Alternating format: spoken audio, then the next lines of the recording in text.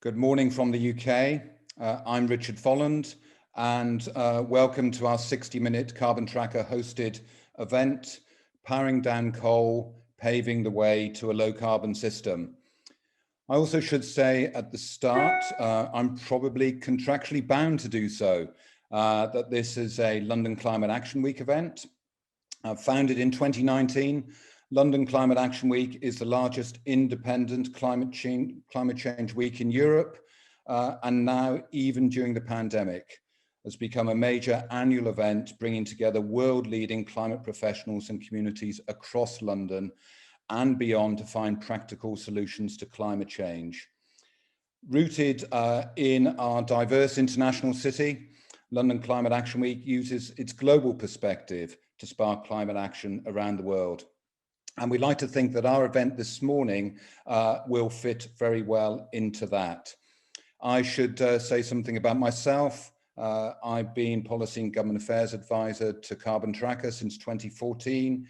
I was a British diplomat for a long time, headed international energy policy for the UK government, 2004-2007, and worked since then in capital markets for JP Morgan. I've worked with institutional investors and now work with NGOs and corporates as an advisor and an advocate. And of course, a word about Carbon Tracker. If you haven't come across us previously, we were established in 2010, and we are a financial think tank which does in-depth research on the impact of climate change on capital markets. We've had a major impact on how finance and investment view climate risk, fossil fuel risk, and we have been instrumental in pioneering concepts such as the stranded assets and the carbon bubble. And we've also had an impact on the thinking of policymakers and regulators, people like Mark Carney and others, as they've developed the Task Force on Climate-Related Financial Disclosures. But the bedrock of Carbon Tracker's work is our research program, and you're going to hear from, amongst others, our co-head of research this morning. Now to what we're going to cover, where we got some excellent speakers. As overall background to this event, Carbon Tracker has been running for a few years now, a research series called Powering Down Coal. And our next update in this series lays out the financial case against coal. So this webinar is going to discuss the findings of the new report, including on coal phase out and on project finance. And we're going to explore a range of perspectives from those still financing coal projects to those who are advocating for the switching off of capital. So in a moment, I'm going to turn to Catharina Hillenbrand von der Neyen, and Catharina is going to spend 15 minutes presenting the findings of the Carbon Tracker report. And then I'll turn first to Lindsay Keenan from Insure, our future network, and then to Jujin Kim from Solutions for Our Climate. And they're going to take about 5 minutes each to respond with their comments about the findings. Thereafter, we should have about 30 minutes reserved for the question and answer session. And this will take place via the dedicated panel access from the bar at the bottom of your Zoom window. To let you know that only the panelists and I will be able to see the questions, and I will pick the questions from there to ask. But then once the question is live, so to speak, then all of you as attendees will be able to see it. But what I would like to say before I go to Catharina is to encourage you to start asking questions from the start. We've got about 250 plus attendees who have registered, both from the UK, but international, and from finance, business, and from civil society, so all types of sectors. And we really want to hear from you with lively questions and comments. So I'd now like to introduce Catharina Hillenbrand von der Neyen. Catharina joined Carbon Tracker last year, and she is the co-head of our research team. Catharina's background is over 20 years working in climate and energy finance as an energy analyst. She's worked for Cazenove, RBS, and Nomura. She's also worked for the major investor Allianz. And Catharina was also a senior advisor at the Department for Business and Energy here in the UK. As I say, Catharina is going to present to us for about 50 minutes. So Catharina, over to you, please. So I shall discuss our findings on powering down coal 2021. I suppose I do not have to go into any more details on the carbon tracker, but just to give you a perspective on where this stands within our research as a whole.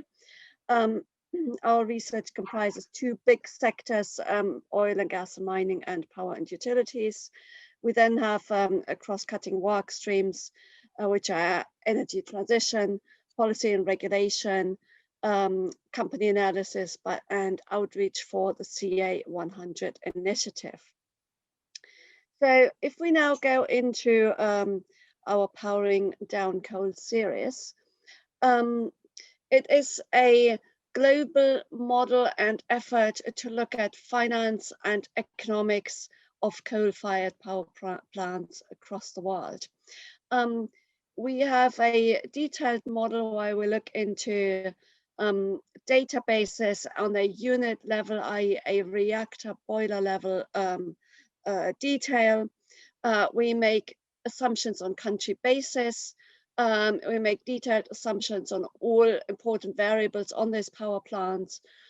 We input cost of renewables, and we then also match this with climate scenarios and potential energy and electricity demand. Our results then are costs, revenues, and profitability of the plant, also net present values of new projects, and we compare the cost of existing fossil fuels with renewables, and look at relative economics. And ultimately, we can derive phase-out schedule based on our various climate scenarios.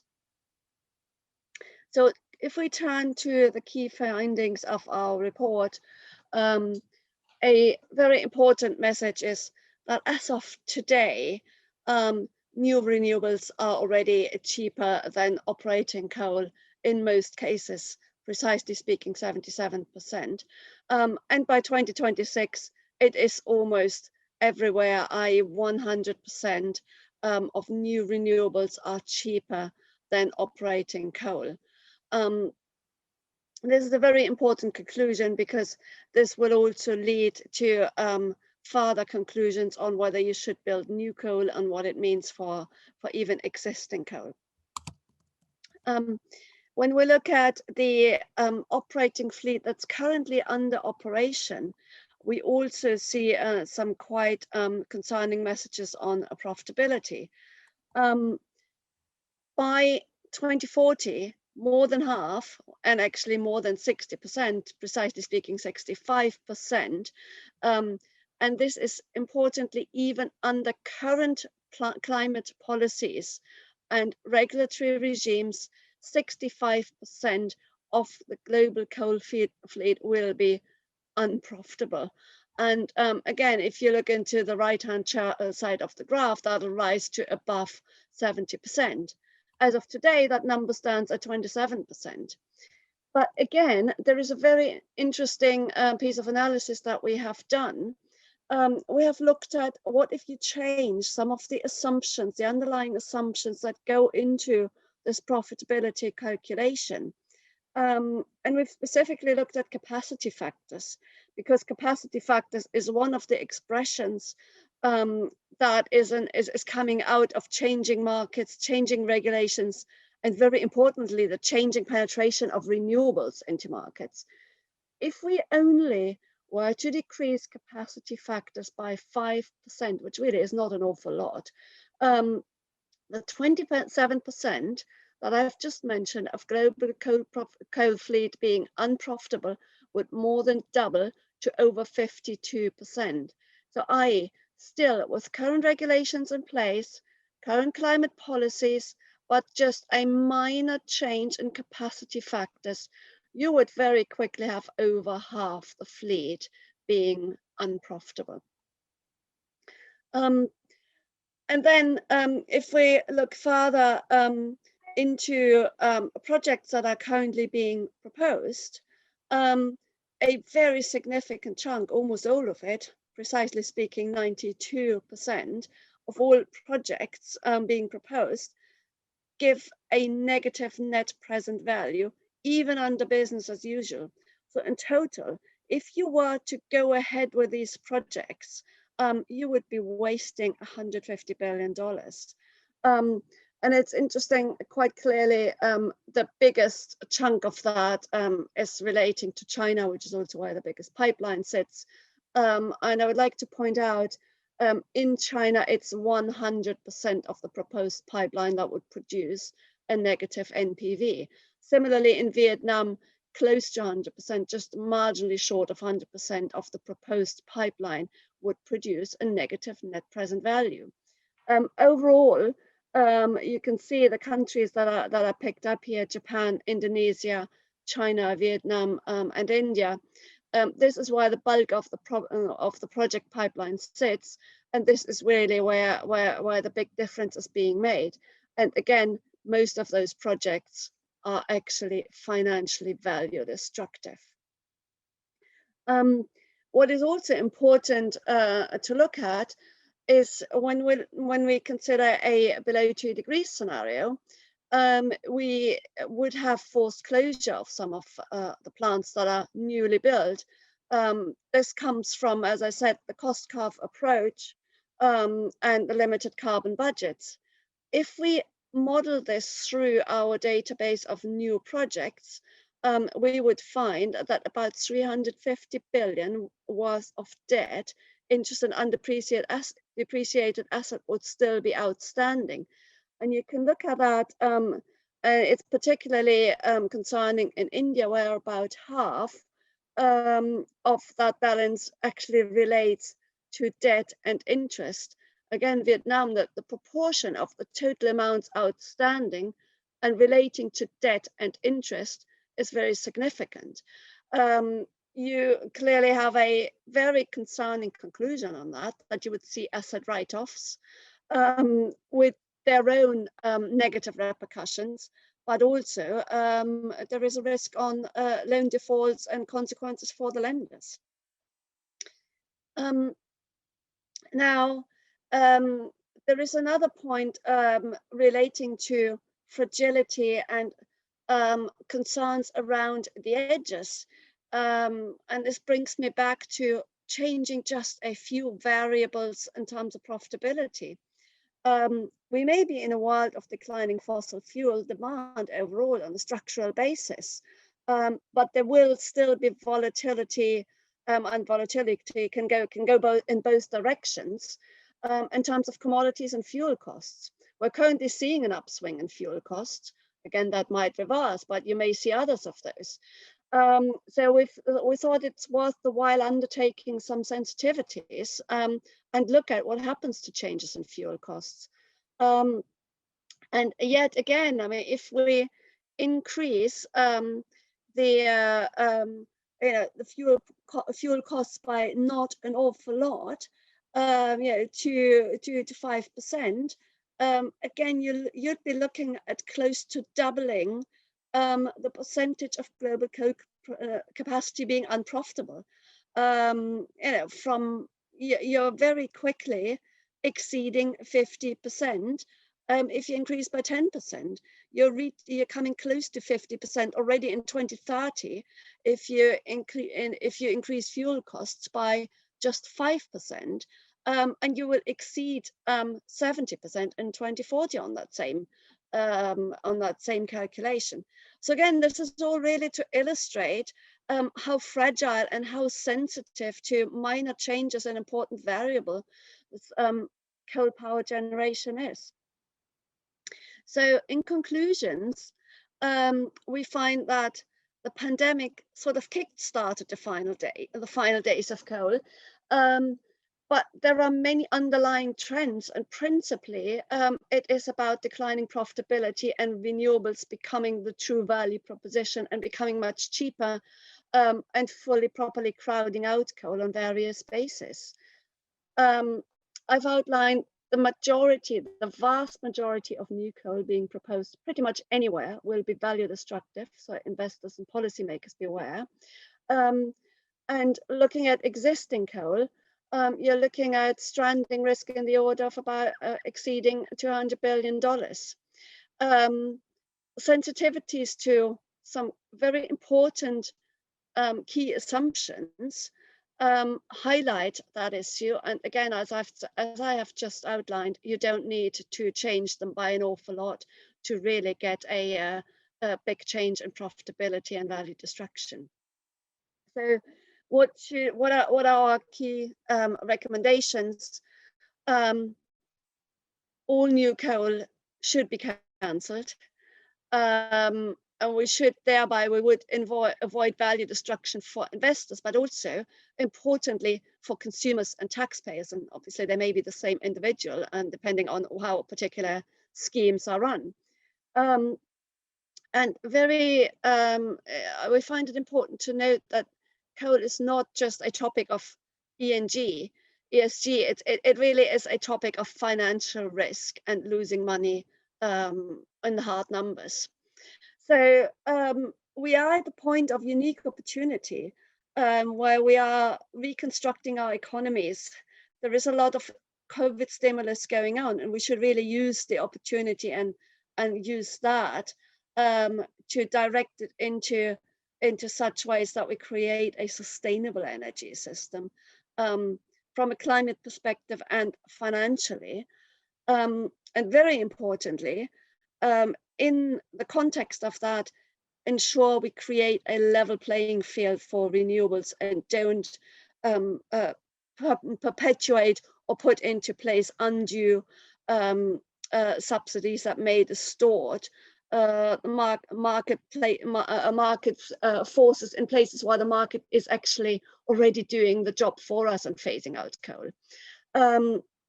Particularly in Asia, we would highlight that as the region. If we are to move the needle, really, it is Asia that counts. And as a side message in there, we would urge to resist to switch into gas or LNG, resist that temptation and switch to clean right from here. Thank you very much.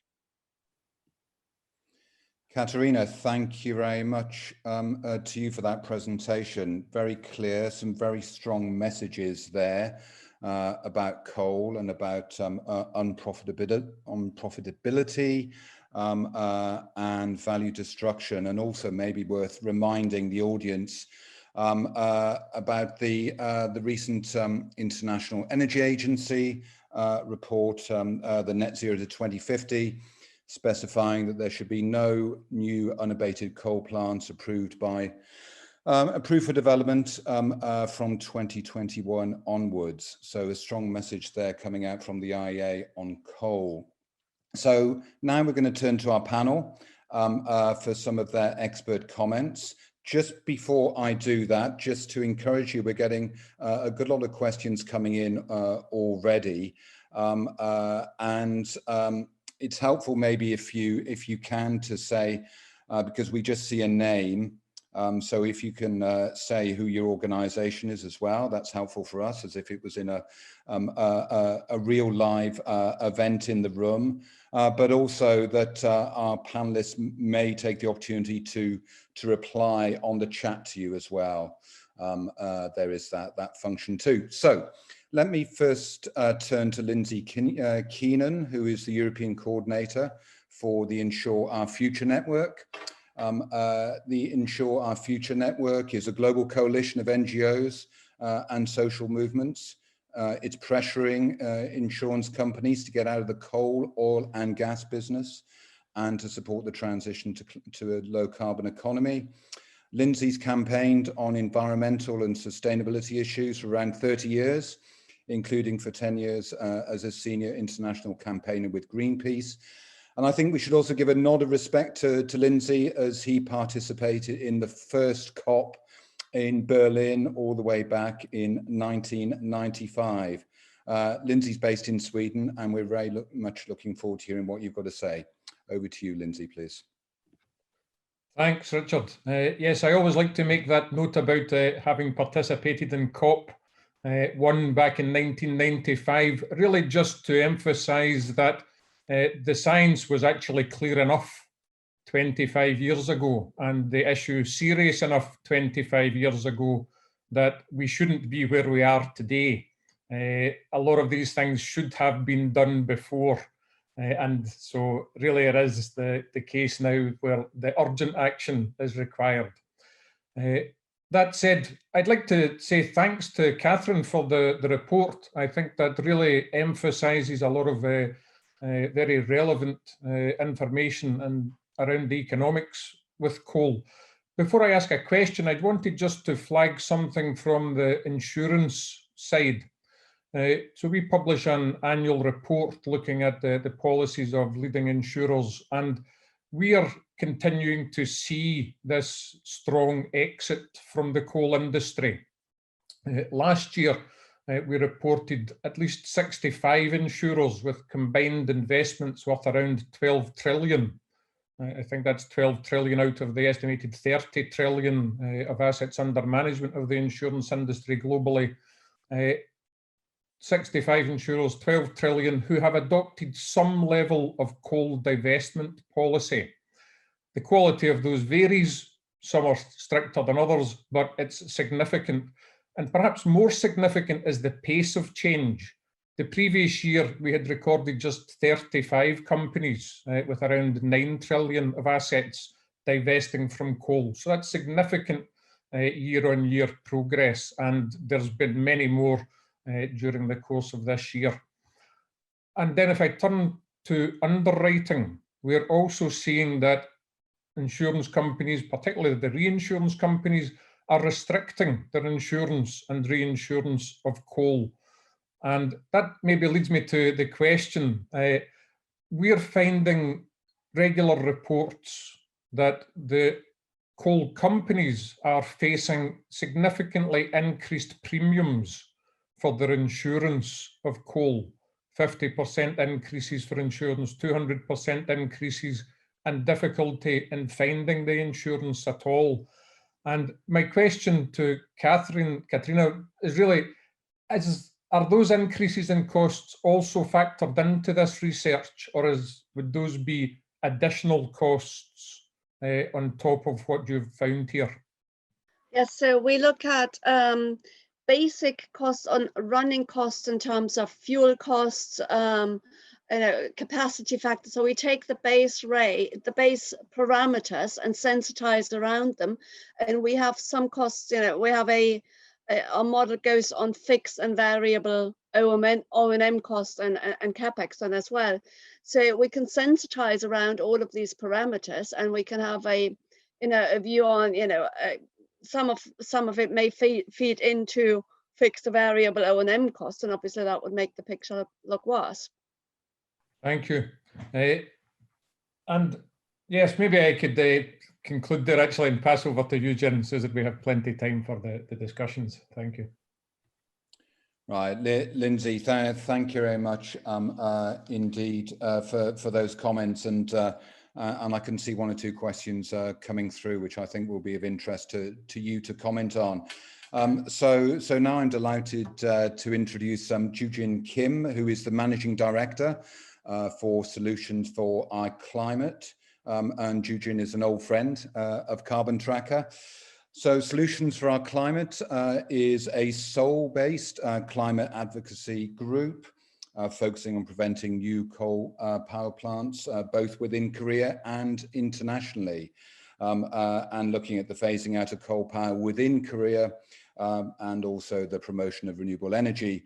Joo-Jin himself has over 10 years of experience with the international climate change regime, was a member of the South Korean delegation to Copenhagen in 2009 at the COP there. He's also worked for the Environmental Defense Fund. And before founding Solutions for iClimate, Joo-Jin was an attorney at Kim & Chang, which is Korea's largest law firm. So Joo-Jin, delighted to hand over to you for your comments, and I think you're going to share a slide with us, yeah?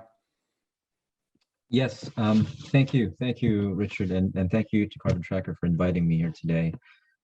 As a person from an organization that has worked with Carbon Tracker intensively during the past couple of years, it is truly remarkable to see how well settled the term stranded asset has become in the country where I work in. The economics that Catharina just showed is quite explicit. I think the question should move over to why certain economies do not work. I mean, certain economies in Asia do not follow the economics that Carbon Tracker has been providing. From my perspective, I believe this is a legacy of the state-led economic development model prevalent in the Asia region. This model has led to, number one, a tradition of unaccountable and opaque state-owned enterprises with misfunctioning boards. And number two, vertically integrated and monopolized state-owned energy companies enjoying the bundled power market environment. With regard to my first point, instead of verbally explaining what happens inside the board of a Asian state-owned enterprise, I think it might be easier for me to use a Facebook posting by a board member of a well-known Asian state-owned energy company. This is a Facebook posting of a board member of Korea Electric Power Corporation, which has more than 70% of market share in our generation market and owns all of our transmission and distribution grid, and is the only retail power seller in Korea. I'll just read the post directly. Although KEPCO is a joint stock company, it is a public enterprise of which the government owns 50% of its shares. Thus, it is nearly impossible to reject an item which has been introduced to the board of directors. This is because an item with an issue is only raised after the government stance has been decided.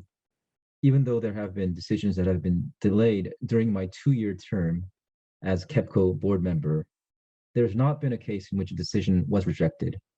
To reject a decision is to oppose a government policy, so it is nearly impossible to reject a core item considering the structure of the board. According to the press reports, the submission of the matter here is about a coal investment in Vietnam.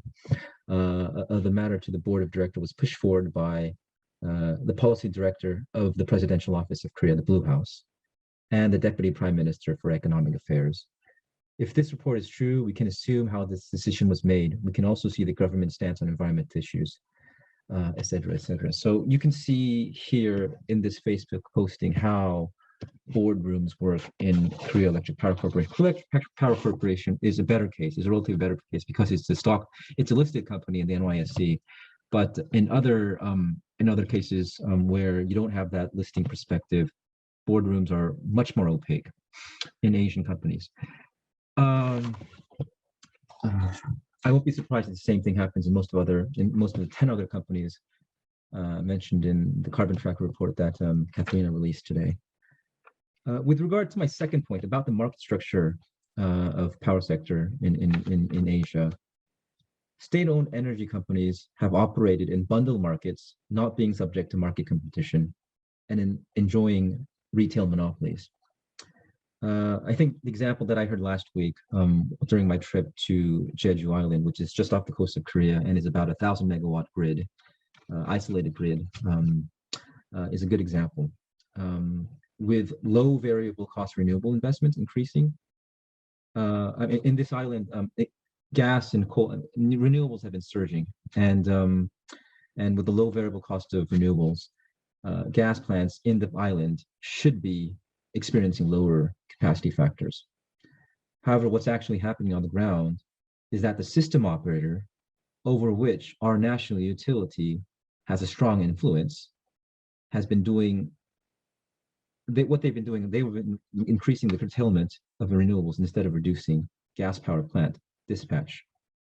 They control the power market rules, they control the grid acceptance rules, dispatch rules, and they also have 70% of Korea's asset power generation. This is why this is happening.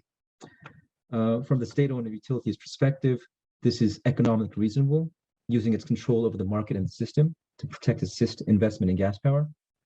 However, from the consumers or from the overall systems perspective, this is not. And that's what the report produced by Carbon Tracker exactly says. So what can we do to resolve these issues? And well, the best way, of course, I think it would be to utilize market forces. Levelizing the playing field between renewables and coal power is I think, as mentioned by Carbon Tracker, is very important. Asian power systems should be unbundled if possible, and all sorts of guarantees and subsidizations made available to power fossil fuel generation sources should be removed. Of course, this is a very challenging task, which in some countries mean fighting against the core leadership of that nation. Hence, I believe there also should be a more international / political push targeting problematic state-owned utilities. Instead of just requiring governments to phase out coal by 2030 or a certain year, I think the international political community should be more specific with their requests and targeting specific utilities that what they're doing in that market is unacceptable given where climate politics is heading. So this is what I have for today. Thank you very much, and thank you very much for the report as well. Keenan, that's great. Many thanks. Really helpful, I think, to have your perspective. And there's an interesting question come up, which I'll turn to you in a little bit, maybe to answer, which is coming from Hugh Lee, which is why governments and electricity generating companies are continuing to invest in new coal. But just hold that one for the moment, Jujin. So we have 28 minutes on this for questions, which is great. So there's a good question which I'd like to put to all the panelists, which is asked anonymously, but still think it's a very good one, which is, what are your thoughts on companies acquiring coal assets with a view to closing them early and leaving coal in the ground? Maybe, Lindsay, I wonder, would you like to respond to that first? And then I'll turn to Jujin and Catharina. Thank you. Yes, sounds like a good idea to me. I'm not sure of the economics of it or who would be buying it and whether it would be publicly funded, but it's clear that we need to leave certain fossil fuels in the ground. We can't afford to extract them and burn them. And there has to be something preferable to what we see going on in some countries where large utilities are selling off and mining companies are selling off or extracting their coal businesses and separating them out and ending up in the hands of operators who appear likely to try to extend them for as long as possible, wring as much money out of them as possible, and then close them at the last minute. So yes, acquiring coal assets and leaving them in the ground seems like a good idea. I'm not entirely sure how it would be done. Yeah. I think this is actually something that will potentially is also coming up in where I work and in other jurisdictions in Asia where you have a lot of new coal power plants. What are you going to do with brand new coal power plants? And the request from the businesses, of course, is if you compensate me for what I've invested, I'll do that. So some guidance on what is the true value of these assets. There can be a variety of that kind of perspective, but some guidance on that, which would reduce the political burden that a government has to take in to make these purchases, will be very helpful. Thank you, Jujin. Now we got some comments, questions coming from Colin Smith about various pricing assumptions around power and carbon and coal. But I'd like to leave those for a moment, and hopefully Catharina will come back online soon.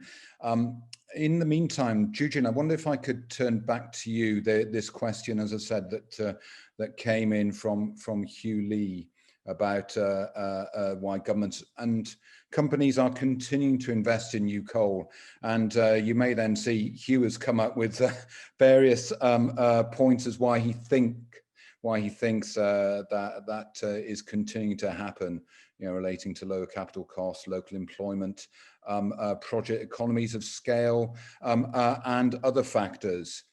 How would you like to respond there? You know, given what you've just been describing to us about you know, market structures in your part of the world?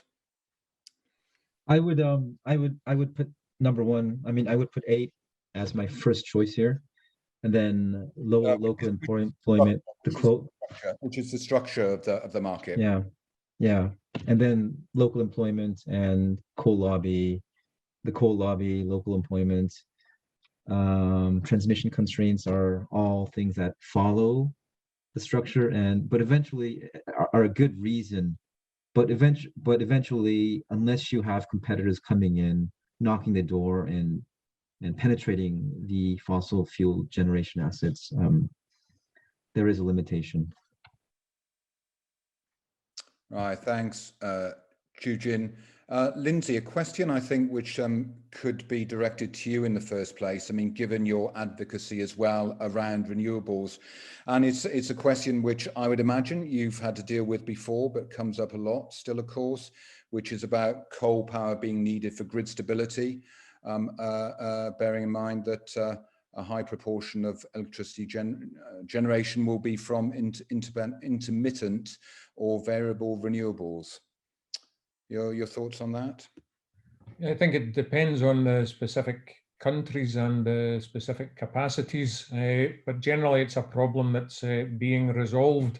There are more energy efficiencies which should be invested in further to reduce the overall capacity required, and there's much better battery storage and significant improvements in that direction.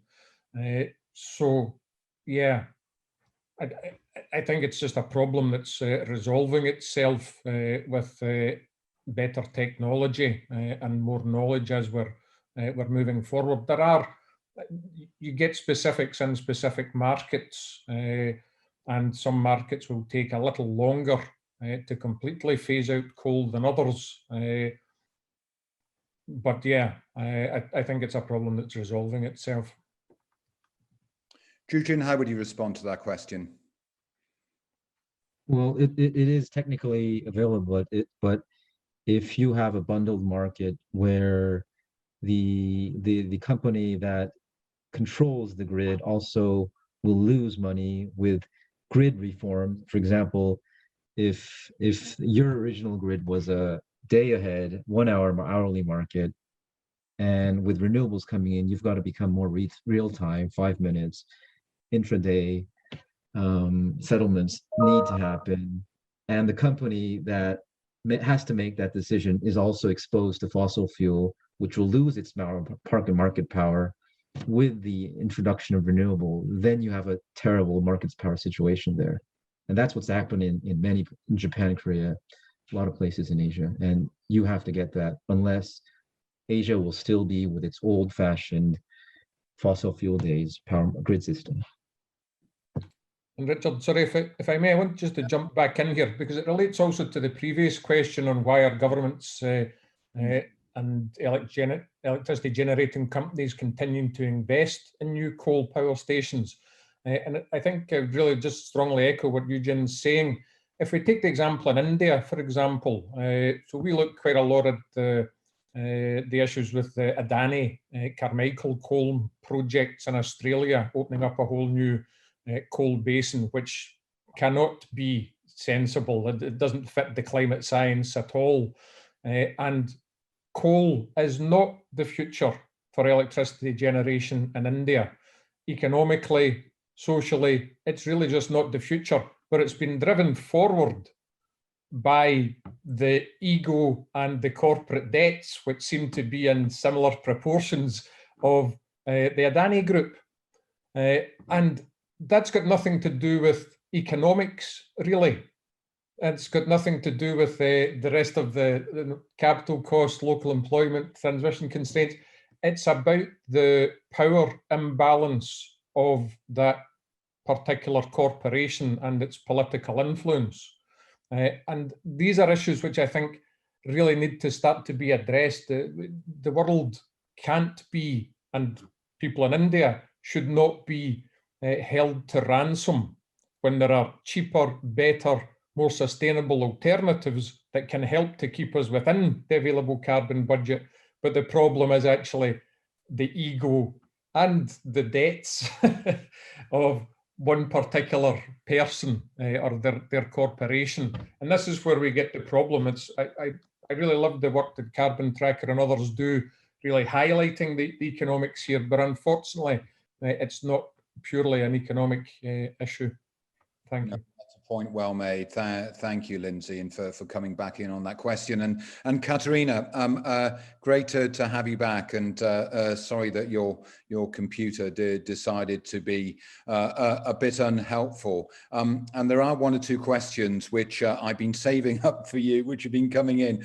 But I'll just let you catch your breath for another second. And a question here which is coming from Julia Solana, which I think all of you would have a view on, which is to hear the panel's views on how to tackle companies who are selling plants to others in order to minimize their losses. I mean, it's a form of carbon leakage, really, just perpetuating the emissions problem.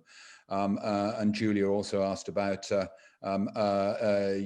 know, what the panel's view is on these companies getting some sort of compensation from governments for shutting these plants down. Catharina, can I turn to you first on this? Any thoughts? Yes, of course. Obviously, we are of the view that selling them doesn't actually solve the problem. It may get the emissions off the company's balance sheet, but the asset in question will still continue to emit, so it'll still be around. So we actually advocate for closure as opposed to selling. It'll just, otherwise it'd just be in somebody else's hand to close it then. And then, of course, government compensation for closures, there is a question, a lot of that is a legal question. And there may full well be cases where it may be cheaper to even pay that compensation and switch the source and move to clean, because we're looking at some significant cost differentials, and those will increase over time. Compensation always depends on a case-by-case basis, but even if you make a broad case, in many cases you begin to look at something where even that might be good value for investors and ratepayers. Thanks, Catharina. Jujin, Lindsay, would you like to comment at all on that question? I would defer the response to that question to our European colleagues, because that's more a European situation right now. Yeah. Fair enough. Yes, just to echo what Catharina was saying, we see it happening in Europe. Companies are effectively trying to make themselves look good and attract some ESG, better ESG ratings and improve their investability, I would tend to suggest. And they're not helping with the climate issue. And they really need to step up and take their responsibilities or be held to account better. Personally, I don't know if this is an Insure future position or just a Lindsay Keenan position, but the idea that vast sums of public money go to compensate these companies, it's really the epitome of a private profit and public loss, where, you know, when things go bad, the public has to pay the costs. I find it very unacceptable. I think there needs to be some responsibility, and ultimately these companies should be, yeah, I would use a stick rather than a carrot. Let me put it that way. Yeah. So greater transparency and accountability as far as you're concerned on this. Thanks, Lindsay.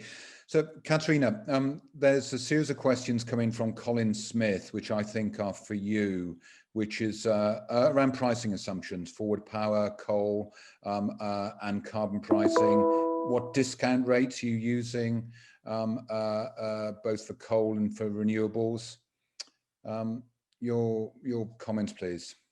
Yes, I know these are very detailed questions, and I would first of all like to point out that we have a detailed methodology document, which is also found alongside the report, where they are all in one by one, because it would be slightly difficult for me to run through all of them because they actually vary by countries, and some of them even vary by asset. And given that we're having lots of countries and lots of assets, there is it would take a long time. So in terms of fuel costs, we're looking at historic fuel costs. We also take into account transportation. We then look at some averages of historic year and extrapolate from there on, and take a bit of a future view. So in terms of coal, we're looking at sort of, it's a very wide range, but it ranges from 60 to about $100 a ton. And again, it then depends on the specifics of the country and the asset in question.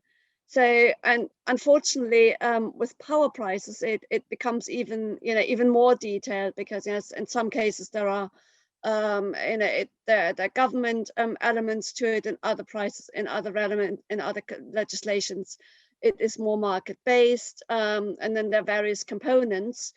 So that again, I'll refer you to the methodology document on that one. In terms of carbon pricing, I suppose the most important one is the EU, where we will be reaching 70 euros in 2030. So I think that, and supposedly also China, where we're looking at about $44 by 2040 for excess emissions above benchmark. So again, I mean, this is all the detail, every single assumption pretty much is in the methodology document. I'd encourage you to go into that, because it would take a bit long for me to go into much more of that. Yeah, no, that's great. Thanks, Catharina. Another question that's come through from David Arthur, who's in Australia. So thank you, David, for staying up later for this event. David is with the Wide Bay Burnett Environment Council, which is a regional NGO in Queensland, Australia. And, I don't know how general this can be, Catharina, or more specific depending on the market, but David's asked, does the increasing age and maintenance costs contribute to that projection you gave about the 65% of coal plants being unprofitable by 2040? Yes, those are of course assumptions that go underlying into our overall cost picture that we have by unit. So, we can, there is efficiency issues about increasing age, and there's maintenance. So all of that, that feeds into our broad cost picture. Right, thank you, Catharina. Then there was another Australia question from Eckhard Grosskreutz. I hope I pronounced that name correctly. Is there a more detailed analysis of Australia's situation in the report? We have focused on the most important new build region and on existing regions. So our report this time around focuses on the big 5 Asian countries where we see the difference. But obviously we have underlying data on Australia which feeds into the global numbers. And, we can always look at some more detailed outputs. It's a question of, tailoring the outputs if needed. Right, thank you. Yeah, Lindsay, please. Yeah. Yes, just wanted to give a perspective on the Australia situation. So obviously a lot of Australia's exports and coal are dependent on what happens in China, India, and these other countries. And I think the relatively easy answer to the question here is that the economics don't bear up for coal. It doesn't fit with the climate scenarios of keeping to 1.5 or well below 2, and the economics increasingly don't stack up. So that's why we're seeing coal plants closing and a real trend in that direction. And I think perhaps the Australian market really needs to look particularly to China and to see what's happening there. And there's a lot of coal development still in China, but there are some quite interesting statements by the Chinese government about its desire to come forward with new policies before COP and to meet its responsibilities. That, alongside of the economics, I think the answer for Australia is there's going to be export problems. That export market is going to dry up. and development of new coal assets in Australia just now are the epitome of stranded assets. Right, thanks, Lindsay. And that's a reminder of Australia, or the Australian government's broader policy challenges as well. And bearing in mind that they still haven't come forward with a net zero target by 2050. Thank you very much. A question here, and Jujin, I'll go to you on this one in the first place, from Manolis Karampinis, which is, how do you see the possibility of converting coal plants to biomass, which is already happening in Japan and South Korea, or natural gas? Thinking also about what Catharina was saying in conclusion of her presentation about natural gas. What about the expansion of gas to fill the coal gap? And I'm going to ask you all now as panelists if you could try to reply as succinctly as you can, because the questions are keeping coming in. Thank you. Thank you. Well, yeah, those are, I would say, coming in problems. I mean, existing problems now. A lot of, for example, our government decided to phase out, I think, almost 30 units by 2035, and decided to add as much gas units in place of that. They're also realizing that that might not be the most cost-wise reasonable decision. And the net zero discussions and all the push on the NDC is all coming into that. So although currently natural gas is being considered as an alternative to coal, the realistic possibility of that being realized, both in Japan and Korea, I don't think, especially in Korea, will not be as rosy as presented right now by the government, especially because the climate discussion is ongoing right now. Biomass as well. I think the same discussion is happening in the UK. Our policymakers are realizing that biomass generation is not the most climate friendly alternative. So they're looking into other directions they've been realizing that, and I think there will be changes there in the near future as well. I mean, nothing clear right now, but the directions are heading that way. Thank you, Jujin. Catharina, the broader question, you did touch on it in your presentation about gas filling the coal gap, so to speak. Is there anything quickly you'd like to add on that? Well, our broad view is, now this report is obviously focused on coal, and we have a separate gas work stream, and there will be more things coming out in detail on that one. But let me just allude to our broad view, which is companies, investors, and countries should resist the urge to use gas as substitute or the transition fuel. We do think there's a lot of risk associated with that. And again, we have a very competitive option standing right next door. So we actually advocate for going clean straight away.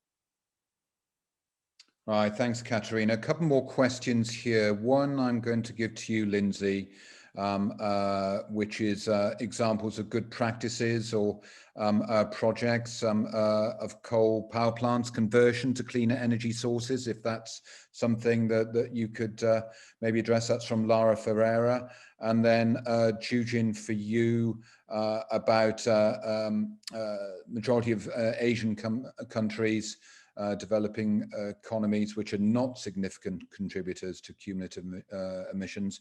And this question, I guess you raised this about targeting state-owned enterprises, which play a substantial role in the economic development of these countries. And that's from Chris Akpan. And just while you're both answering those questions, Catharina, there's one coming from Colin Smith, a follow-up in your answer to him about pricing assumptions, and maybe you'd like to type an answer to him on that. But yeah, Lindsay, Lara's question, good practices, yes. conversion. I'm going to be a bit general here because I'm not the expert on the very specific examples. I read passing information about good examples, but I don't have them to hand. I think there's a general point which I would support, that a lot of power plants are already connected. They're already connected into the grid. They're already connected into the system. So if you're converting those away from coal to renewables or other more environmentally friendly sources, battery storage facilities, for example, then you have a lot of the infrastructure already in place which you can reuse. So there can be cost benefits, and there can also be benefits, I think, in terms of a just transition and worker skill sets and maintaining workers and facilities there. My apology, I don't have any more specific examples on it, but the general principle is good and needs to be further developed. Thank you, Lindsay. Jujin, yes, this question from Chris Agpan and targeting state-owned enterprises in developing countries, and he also brings up the question whether there should be compensation from the developed world, basically leveling out the burden of decommissioning these assets. Any thoughts on that? Yeah, I think our world always doesn't work in a dime to dime, money to money. I think what Chris has suggested here is a very good idea. It's going to make the changes in those developing nations a lot more reasonable, and I think that's actually happening to some extent now. But as climate becomes a more and more global security issue, that kind of more direct approach with compensation as a consideration to reform, to change certain problematic sectors in certain countries, I think should happen. And that's actually what some multilateral banks have done in the past after the war, after big wars, to reform certain areas. So yeah, I think what's mentioned is a good idea. Thank you, Jujin. So I'm going to take final couple of questions here. Catharina, I'm going to turn back to you. Interesting how Australia's come up quite a bit in what we've heard from the audience. And Catharina, I don't know if you'd be able to answer this one from Glyn Palmer, which is the new Deputy Prime Minister of Australia's advocating new HELE coal generation. What's the comparison of ultra supercritical and advanced ultra supercritical coal with utility solar and wind with storage? And then perhaps a related question here from someone anonymously. Australian coal mining companies are making plenty of money exporting coal. What arguments can be deployed to stop them? Catharina, any comments on either of those questions? And I might just very quickly thereafter turn to Lindsay and Jujin if they want to concentrate on that latter question about Australian coal mining companies. But Catharina? I think she may have frozen again. No, she's gone. Lindsay, Jujin, any final words on Australia again? Yes, I think if the climate arguments aren't enough to persuade people, and clearly they haven't been, if we're just talking about money, then the risk of the stranded assets, the fact that Australian banks and Australian and international insurance and reinsurance companies are walking away from coal, and as the current government inquiry in Australia is currently showing, substantial increases in their costs, substantial increases in their insurance costs if they can find it at all, substantial increases in their debt costs, because they have fewer banks and fewer insurers and reinsurers willing to do business with them. So there are and will increasingly be substantial financial costs, as well as the climate science and moral costs to these companies. So hopefully they'll get the picture sooner than later. Likewise here, Korea, Japan, or Australia's number 1 and 2, probably number 1 and 2 coal export destinations. The future of coal here is becoming very, very limited. I think the same discussions will be happening in Japan as well. And relying on promoting USC technology to save the future of coal, I don't think is a very good-looking way of promoting natural resources in the country, in Australia. Yeah. Jujin, thank you for that concluding comment. comment, and you might just see there Robbie Morrison asking you to contact him about greater transparency in the boardroom and NGOs as well. So we're going to have to wrap it up now, as we are just past the hour. I'm sorry about Catharina's IT issues, and oh, you're back, Catharina. We're sorry, we're going to have to conclude now, but thank you very much to Catharina, to Lindsay, and to Jujin for their contributions. Catharina, any final word from you? Well, I can take that capacity and Australian question to heart. I think the big note, the big view is here on capacity factors and utilization rates, and that is what really drives it all down across the entire value chain, and where there is no way to reverse that. We're bound to see reducing the utilization. It hits exporters, it hits the entire chain. There is no way back on this one. Profitability is going down and risk is going up. And I think this is, and it is driven by renewables, it is driven by market forces. So let's anticipate it, get it close, and avoid that risk of it becoming more uncontrolled.